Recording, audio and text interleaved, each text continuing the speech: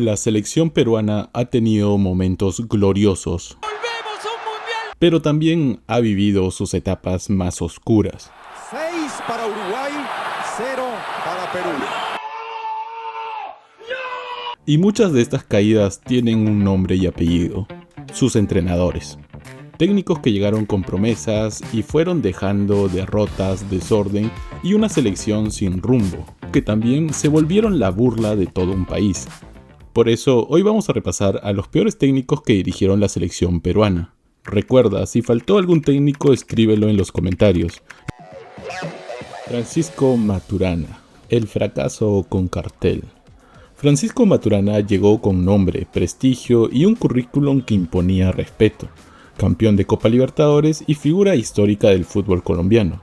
Su llegada prometía darnos por fin esa jerarquía que nos faltaba, pero lo que recibimos fue una de las mayores decepciones tácticas de nuestra historia. Maturana dirigió apenas la primera mitad de la eliminatoria 2002, y los números reflejan un equipo que se fue desinflando.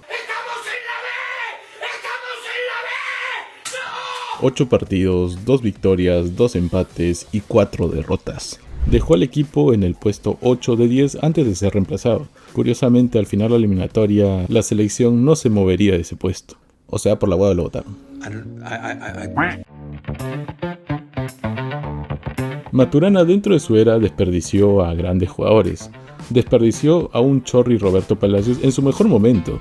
Maturana lo obligaba a jugar en un sistema que le quitaba mucha libertad. También Norberto Solano, un crack total de la Premier, que lamentablemente aquí tenía que dar pases laterales infinitos. Y por último, un Claudio Pizarro joven, que venía de romperla en Alemania. Aquí en el sistema de Maturana, el delantero centro estaba totalmente aislado. Curiosamente, en su debut ganaría con un 2-0 ante Paraguay. Este debut sería totalmente un espejismo, ya que donde veríamos su verdadera versión sería contra Brasil, un partido donde tuvimos todo el tiempo el balón, dimos 1000 pases, pero Brasil con una sola llegada nos ganó el partido. Lo mismo pasaría contra Ecuador en Quito. Sería un partido donde tendría control Perú, pero no ganaría por falta de eficacia dentro del área. Mucho toque, poco ritmo y cero sorpresas. Bueno, antes de continuar, quería soltar una curiosidad que empezaron a susurrarse en lo que vendría a ser la videna sobre el director técnico Maturana, ya que se corría el chisme donde decían de que Maturana paraba metido en el hipódromo de Monterrico y que le ponía más pasión a las apuestas de caballo que al proceso eliminatorio, así que su imagen se empezó a relacionar más que nada como un técnico relajado o que venía solamente a cobrar su cheque e irse a apostar en el hipódromo. Bueno, y así mucha gente perdió el respeto y confianza en este ET. Fin del dato curioso, continuamos con los datos de Maturana. Maturana impuso su famoso sistema zona rígida y posesión infinita. En el papel sonaba bien, pero en la cancha se tradujo en un equipo lento y predecible. Era un boxeador con buena técnica pero sin pegada. Su paso por Perú fue sutil, pero dañó con el tiempo, ya que Maturana intentó darnos una identidad que no sentíamos y terminó dejándonos a la deriva, dándonos un mensaje: un gran currículum no garantiza un gran proceso. Y bueno, un dato para finalizar con Maturana, y es que el muy salado, luego de dejarnos fuera del mundial, no le bastó y se fue a dirigir a la selección colombiana. Y sí, adivina, también lo dejó fuera.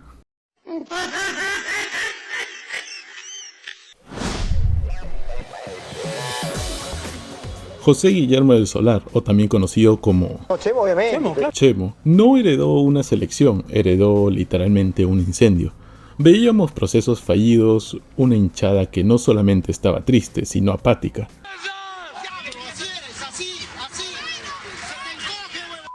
Y referentes que se podrían decir que no había. A ver, nombres había, pero referente no. Pero eso ya se los diré más adelante. Chemo no llegó como el Salvador, llegó como el hombre de la casa, que aceptó una misión que parecería suicida. Curiosamente, el que lo puso en esta posición fue Manuel Burga, quien años después fue denunciado y arrestado por el tema del FIFA Gate. Cosa será la caída, pues ahora el hombre que parecía intocable se encuentra en su momento más crítico. La justicia tarda, pero llega. El comienzo de la tormenta sería exactamente en las eliminatorias rumbo a Sudáfrica 2010, partidos que no solamente nos dieron derrotas deportivas, sino fueron un desgaste emocional de 3 años. La verdad que me he puesto a llorar, me ha dado pena. De verdad dio vergüenza. Tágate la huevas. La debacle de esta eliminatoria se vería en 3 partidos específicos. En una humillación total en Montevideo, donde un equipo uruguayo nos ganó 6-0, dejando al equipo con un equilibrio mental totalmente frágil. Miren a Chemo, miren la boca. Observen. Momento, miren. Ah, cagones de mierda. Son cagones. También tendríamos una humillación en Quito con un 5-1 y por último uno en casa. Así es, en Lima se perdió el Clásico del Pacífico 3-1. Es evidente que usted, como yo, como cualquier peruano, debe estar indignado por lo que hemos vuelto a sufrir. No es la primera vez ni va a ser la última. En la posición de la tabla terminamos últimos, puesto 10 de 10. Pero lo peor no fue la tabla, fue la sensación. Y bueno, ahora sí, ¿qué pasó con los jugadores? Si a simple vista podemos ver que tenemos buenos nombres. Bueno, comencemos para abajo. Raymond Mancón, estrella de lo que vendría a ser la selección peruana de sub-17. Sí terminó siendo convocado y debutando en la selección peruana mayor, pero la presión y quizás un poco o comienzo de su indisciplina le terminaron afectando.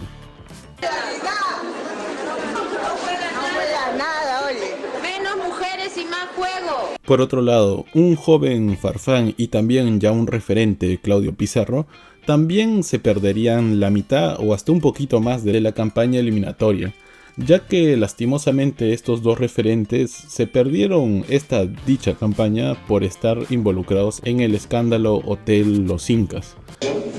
Se llame Claudio Pizarro, se llame Pablo Guerrero, se llame José Farfán, mientras yo sea entrenador de la selección nacional, no viene más. Esto obviamente dejaría a Paolo Guerrero como el único referente para el equipo. Lastimosamente no era un Paolo como el que actualmente conocemos. Somos cojudos, no nos pueden poner terna chilena. O como en el que tuvimos en su mejor momento, ya que era un Paolo joven sin experiencia. Y esto lo podemos notar por ejemplo en el partido en el que Perú quedó 6-0. Paolo se hizo sacar una roja obviamente por impulso, y esto también perjudicó, ya que terminó unos 4 a 6 partidos aproximadamente, donde terminó siendo sancionado ya que intentó agredir al árbitro, confirmando que la era de Chemo era un total desastre. Chemo podrá decir que era un técnico joven, que no tenía experiencia o que apostó por nuevas caras dando una oportunidad a la juventud, cosa que se premia, pero su gestión quedó marcada a fuego puro por la indisciplina. El escándalo del Hotel Golf Los Incas no solo quitó a sus mejores jugadores. Este escándalo lo que le quitó más a Chemo fue su autoridad moral frente al grupo. Se quedó solo peleando una guerra con soldados que aún literalmente no estaban listos. El pecado de Chemo no fue perder clásicos, fue no saber imponer orden cuando la casa se caía a pedazos. Y bueno, sin referentes, disciplina o resultados, creo que en este desierto era obvio quién iba a terminar perjudicado.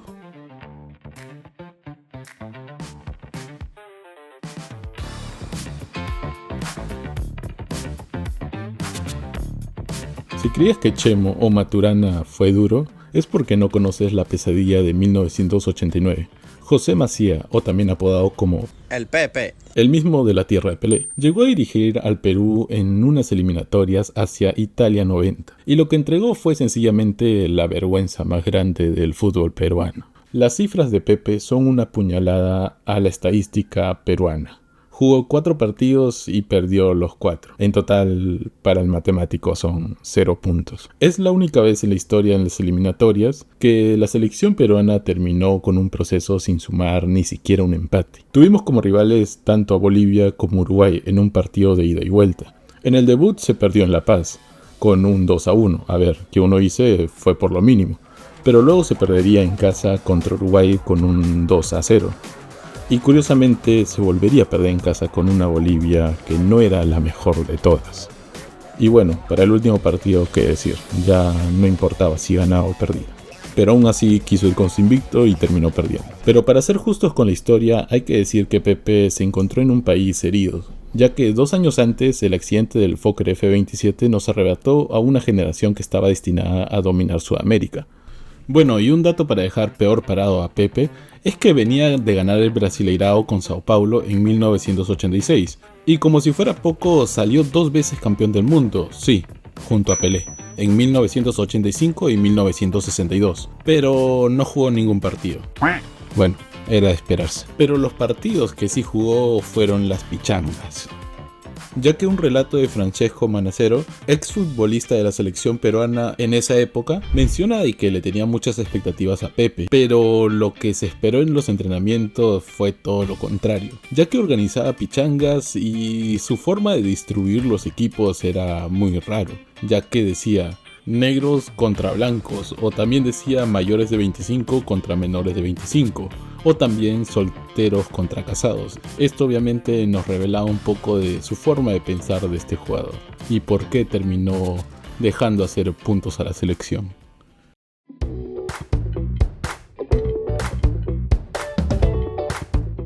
Juan Reynoso llegó en el año 2022 con el cartel de ajedrecista.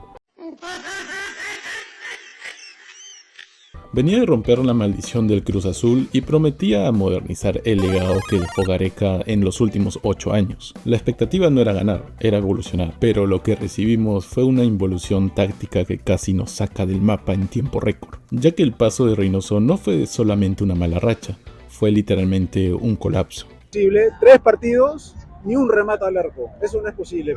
En eliminatorias los datos son aterradores. 6 partidos, 0 victorias, 2 empates y 4 derrotas. Solo sumó 2 puntos de 18 posibles. La posición de la tabla nos dejó en el puesto 10 de 10, últimos absolutos y con una sensación de que era imposible remontar. Pero los verdaderos datos de vergüenza no solamente se basan en los puntos, sino también en los partidos. Estuvimos 5 partidos sin rematar una sola vez al arco. Perú no era solamente un equipo que perdía, era un equipo que literalmente no atacaba. Un equipo que daba miedo, pero de lo inofensivo que eran.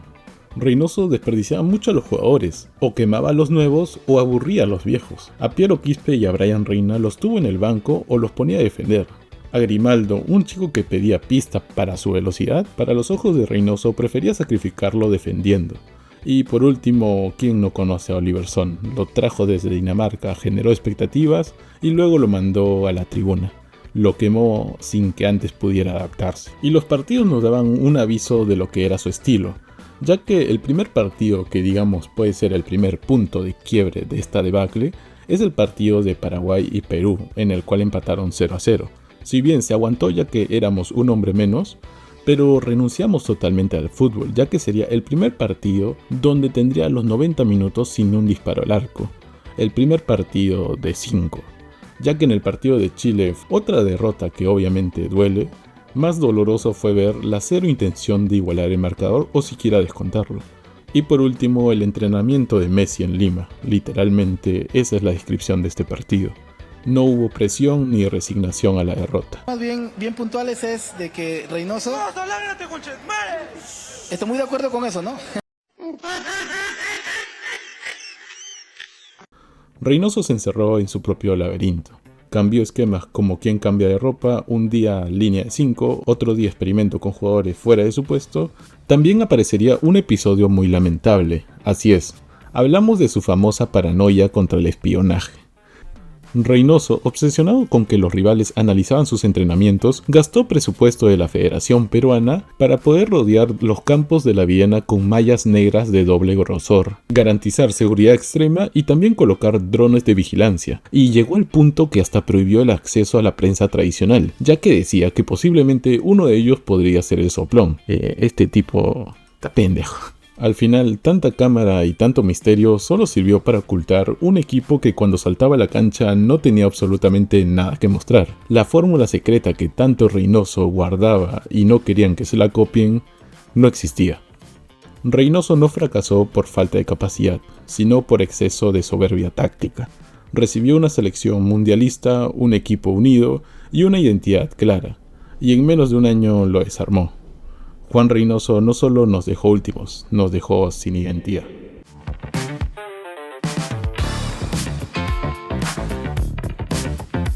Tras el desastre de Reynoso, la Federación Peruana de Fútbol buscó un bombero con urgencia, alguien que apagara el incendio y volviera la sonrisa de los hinchas. Así que el 8 de enero del 2024, el elegido fue Jorge Fossati, o también conocido como El Nono. ¿Vas con tu apodo, El Nono? Venía de salir campeón nacional con Universitario de Deportes en 2023, jugando con un sistema muy marcado y prometía traer esa mística ganadora a la videna. Pero lo que comenzó como una luz de esperanza terminó convirtiéndose en una de las eras más tercas, predecibles y frustrantes en los últimos años. Las cifras de Fossati son el reflejo de un barco que siempre navegó a la deriva. Últimos en la eliminatoria. Si sumamos los partidos oficiales, el panorama es de terror. En la Copa América 2024 nos fuimos en primera ronda dando pena, un pálido 0-0 contra Chile, una derrota dolorosa con la mínima ante Canadá, y la estocada final perdiendo 2-0 contra Argentina, 0 goles anotados en todo el torneo y últimos en fase de grupos. Así debutaba Fossati. Programados, no los cambió. No me deja hablar. No, profesor, no lo tome así. ¿Y qué hay de las eliminatorias? Bueno, cuando el país necesitaba reaccionar, el nono solo cosechó frustraciones, empezando empatando 1-1 contra Colombia en Lima. Posteriormente perdimos 1-0 ante Ecuador de visita,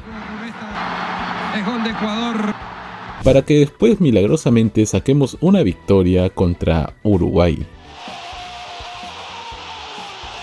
Pero inmediatamente volvimos a la realidad con un humillante 4-0 ante Brasil.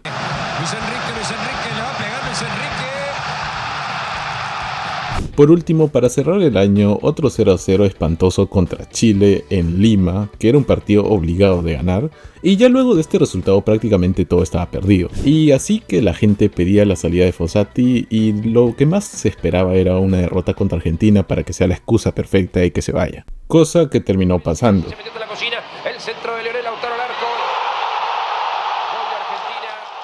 Y entonces, ¿cómo terminó la campaña de Fossati? Fue la siguiente: una victoria, 3 empates y 5 derrotas en partidos oficiales, obviamente sin contar amistosos. Entonces la cosa quedaría así: últimos en fase de grupos de la Copa América y últimos en la tabla de las eliminatorias, ya que Fossati se terminaría yendo en la fecha 12 y hasta ese entonces Perú estaba último. Pero más allá del desierto de puntos, lo que desesperó a todo un país fue su absoluta rigidez táctica, ya que el DT uruguayo llegó con una idea inamovible bajo sus brazos: el formato del sistema 3-5-2. No importaba si jugábamos de local, de visitas, el esquema no se tocaba. El nono se enamoró de su pizarra y prefirió morir con las suyas antes de adaptarse a las características reales de los jugadores. Y al igual que los técnicos anteriores, Fossati también tuvo una buena dosis de desperdicio de talento y decisiones que nadie entendía, ya que el caso más evidente fue el señalamiento del recambio generacional. Creo que tenemos que cambiar, renovar jugadores también, dar oportunidad a los jóvenes, porque hay algunos jugadores que ya tienen bastante trayectoria, deberían también dejar la selección. Ya que mientras la hinchada pedía a gritos la titularidad de figuras jóvenes y veloces como Brian Reina, Joao Grimaldo o Piero Quispe en sus posiciones naturales, Fossati los mandaba al banco o los ponía a jugar pocos minutos, y lo peor de todo, a veces los obligaba a sacrificarse en funciones defensivas que anulaban su creatividad, mientras que por otro lado insistía en mantener en la cancha a una vieja guardia que físicamente no daba el nivel. Así que se puede decir de que el pecado de Fossati no fue la falta de experiencia, mucho menos la trayectoria, ya que eso le sobraba. Su gran error fue el capricho y la soberbia de creer que una selección nacional se puede manejar con el mismo manual de un equipo de club. El fútbol moderno exige variantes, exige estudiar al rival, cambiar el chip cuando el plan A no funciona. Pero para el nono, el plan B nunca existió. Nos dejó una selección partida, sin gol, con jóvenes desmotivados y con una amarga sensación de que se tiró todo un proceso a la basura, ya que lo más doloroso es la ironía. Echamos a un terco como lo fue Reynoso para terminar trayendo los mismos caprichos e ideas fijas, pero esta vez en Fossati. 5 procesos distintos, 5 épocas diferentes, pero con el mismo mensaje de fondo. La selección peruana no es un laboratorio para experimentos ni un lugar para venir a improvisar cosas. Cuando un entrenador antepone su soberbia, sus ideales o una falta de compromiso al escudo, el resultado siempre es el mismo: la frustración de más de 30 millones de peruanos. Pero la última palabra, como siempre, la tienes tú. Ya te mostré los datos, los escándalos, los rumores y los números del desastre. Así que quiero leerte ahí abajo en el debate. Para ti, ¿cuál de estos 5 fue el verdadero peor proceso de la historia y cuál crees que faltó? Déjalo en los comentarios, dale me gusta si te vaciló el contenido y suscríbete para no perderte próximos videos del canal. Nos vemos.